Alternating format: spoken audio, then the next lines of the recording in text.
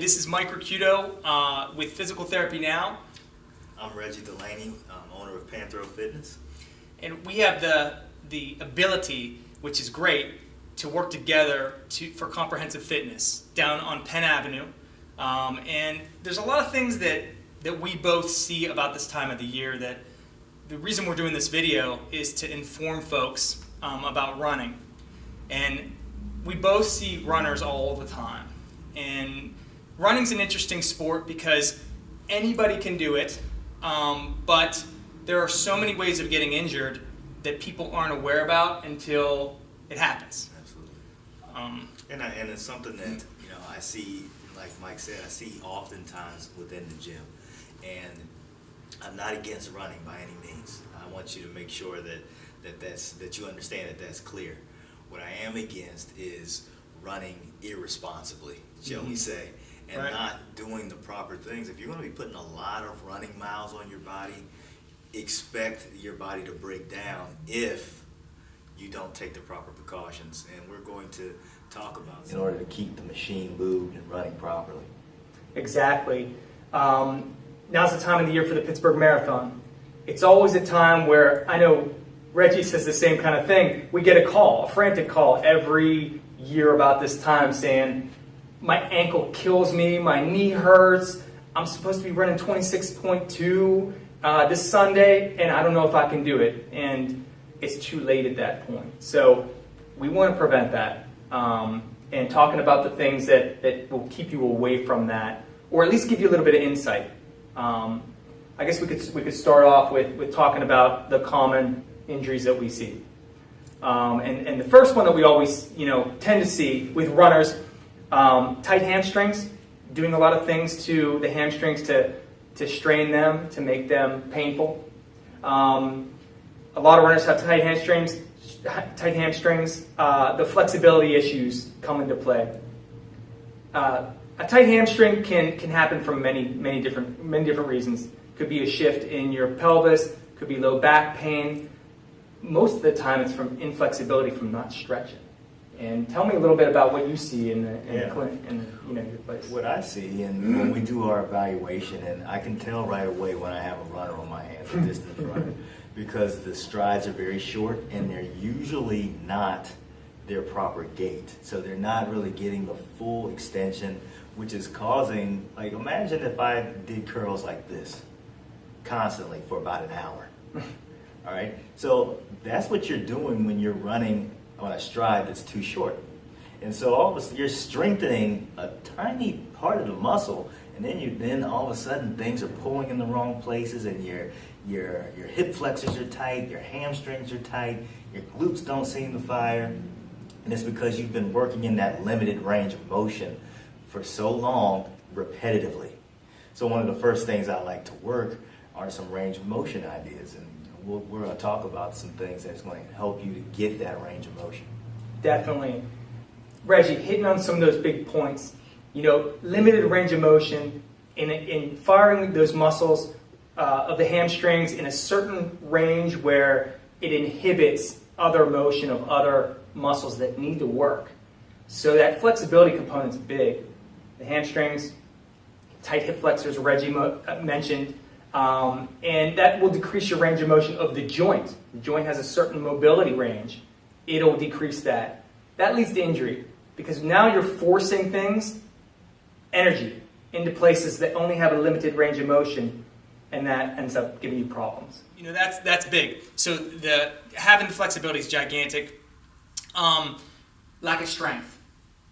We talked about, okay, if you're working your hamstrings repetitively over and over and over, you're going to have some pretty darn strong hamstrings. But what about the rest of the muscles? We're a big chain. We're not just certain muscle groups that work together. It works as a chain.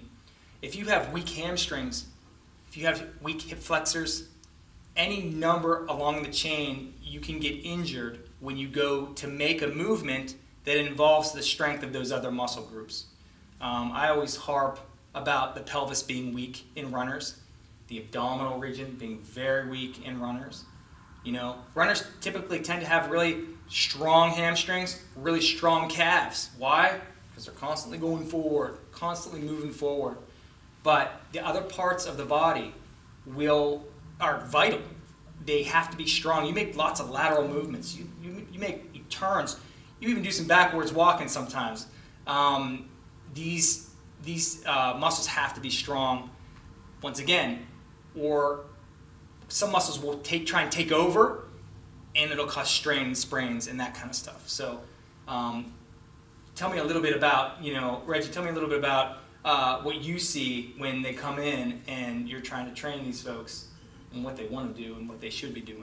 Right. A lot of what I see is like to Mike's point with the straight line movement, struggles with lateral movement, okay, and change in direction, because most of the change in direction occurs first in the core.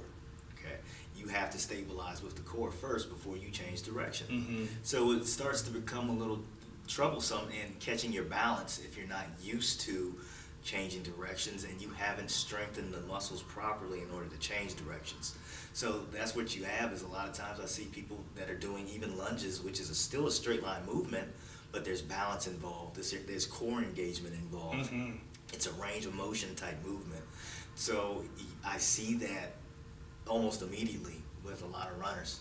And definitely with the change in direction and the lateral movement, it's usually slower. It's much slower than it should be. Right. So that's something that we immediately work on, is making sure that you're being athletic. Not just being a runner, just being athletic and being able to do whatever is required of your body to do. Your body doesn't move in space in just one direction forward. So it's important that we make sure that you're able to do multiple things with your body. It's interesting when you have runners that are more experienced. They know what's going to get them into trouble. They know what's going to happen to them. Less experienced runners have this plan that they're going to go out and every day run, and they're going to run straight, and they're going to do their thing. And really, to be honest with you, your short runs and your long runs, 2 times a week, maybe 3. The rest of it is training the rest of the body so that you're not running. And a lot of people get caught up in not knowing how to train. And Reggie sees this all the time, where they come in with a completely obscure type of training program to be running, Pittsburgh Marathon or any other marathon. Absolutely. Yeah, I like to look at it like running's just like any other sport. Okay. There is a certain amount of running you have to do to be a better runner. Just like if I'm a professional basketball player, I'm going to play a lot of basketball. But I'm also going to work on my jumping ability. I'm also going to work on my agility. I'm also going to work on, being physical and building strength. So there's all these components that make a great basketball player. Just like there's a lot of components that you have to build outside of the arena of running that are going to make you a great runner. Right. Or more efficient runner, I should say. I'm not saying that you're trying to win the marathon. You want to compete in it and come out of it and feel good, uninjured. You want longevity. Remember, we have one body, right? So there are internal structures that once you damage them, they don't just repair themselves. So we want to preserve, because I want to be in this lifetime as much as possible and have the right joints and go forward, right? We all want to be, being able to walk and do whatever we can. Reggie, why don't you show us some of the movements that we were talking about as for a runner that people don't even think about. They don't think about lateral movements. They don't think about explosiveness. They don't think about putting your limb through the whole range of motion, of joint motion, to then accelerate their progress in what they're doing. Absolutely. So what I have here, I have just a couple things set up. I can show you a lot more, but just for the sake of this video, I'm going to show you a couple things, okay? First thing is something that you can get at home, and they don't have to be actual hurdles. All they need to be is an obstacle that you can get over. And the object of this, I'm going to show you a lateral high knee hurdle, and I'll show you just a regular forward high knee hurdle. The object of this for the lateral is, 1, to get you moving laterally, obviously. 2 is to get those knees up and get some full range of motion that you typically don't get when you're running. So all it is just moving, getting those knees up, just like that. And you see how my knees come up in here. typically when you're running and you're kind of pacing yourself on a run, I'd be surprised if you get any more than this. You know, so you want to be able to get those knees up and get those hip flexors activated. Now, if you want to go forward, same thing. Getting those knees up, okay? Activate those hip flexors. Activate some of the other muscles that you aren't using in your distance runs. Another thing I have set up here is a band. It's a TFT band. And it's just linked to some rails over here, nothing special. But this is something, again, to get you that full range of motion. So you start back and you drive.